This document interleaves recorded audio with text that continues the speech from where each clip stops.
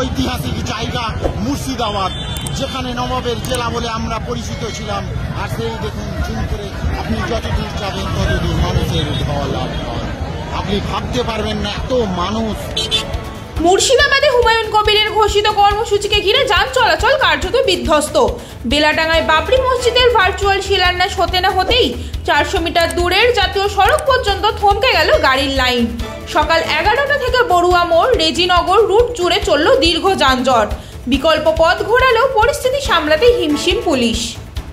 34 নম্বর জাতীয় সড়ক, হুমায়ুন কবির বই ছিল বহরমপুর অব্দি জাম থাকবে, বহরমপুর অব্দি জাম দেখে লাও। 3 ঘন্টা ধরে জামে দাঁড়িয়ে আছি, দেখে লাও। একদম কথা যা কাজও তা হুমায়ুন স্যারের, ঠিক আছে, দেখলেন শুধু।